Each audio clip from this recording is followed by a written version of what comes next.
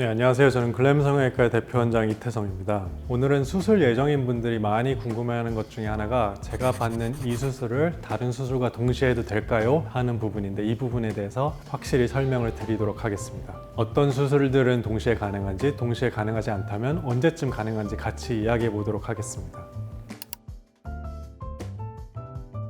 우선 양악수술과 안면윤곽은 무조건 둘이 동시에 가능합니다. 사실 어떤 병원들에서는 양악수술할 때 안면윤곽을 동시에 하면 안면윤곽은 제대로 효과를 볼 수 없다는 이야기를 하는 것을 알고 있는데 결론적으로는 전혀 문제없다고 말씀드리고 싶습니다. 사각턱 수술 시에 정면 효과를 위해서 하는 피질골 절제도 정상적으로 양악수술과 동시에 가능하고 광대수술도 절골 위치와 고정핀 종류를 다르기만 한다면 똑같이 최대 효과가 가능하도록 수술할 수 있습니다. 한편 이러한 얼굴뼈 수술과 동시에 또 할 수 있는 수술들은 얼굴의 지방 흡입과 지방 이식 정도 있겠는데요. 결론적으로 우리 얼굴의 윤곽과 관련된 수술들은 동시에 가능하다 말씀드릴 수 있을 것 같네요.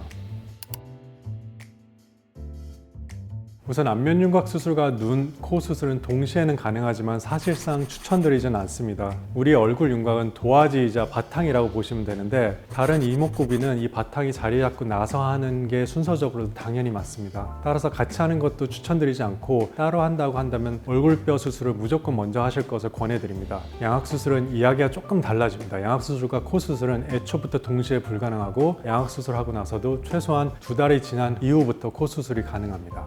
양악을 한 후에는 코 안에 비강, 점막, 붓기도 심한 편이고 무엇보다도 상악의 절골선이 코의 바닥 베이스가 되는 부분이 있기 때문에 이 부분의 절골선이 어느 정도 아물고 나서 수술이 가능하기 때문입니다. 또 양악 후에 많이들 하는 인중 축소도 마찬가지로 인중 쪽 붓기가 빠지고 2달 정도 지난 시점에 하는 것이 좋습니다.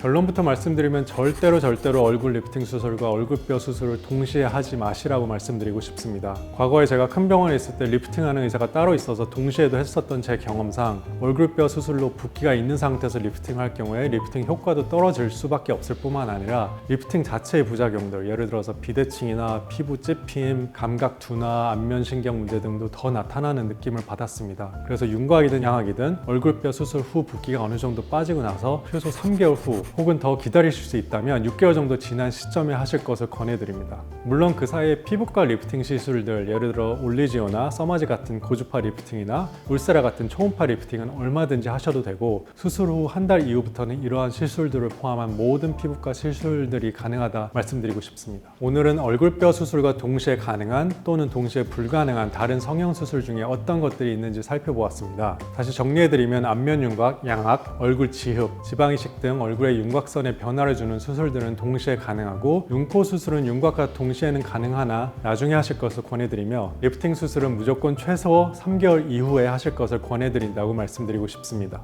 다음에도 유익하고 재밌는 얼굴뼈 수술 관련 영상으로 찾아뵙겠습니다. 지금까지 글램 성형외과의 이태성 원장이었습니다. 감사합니다.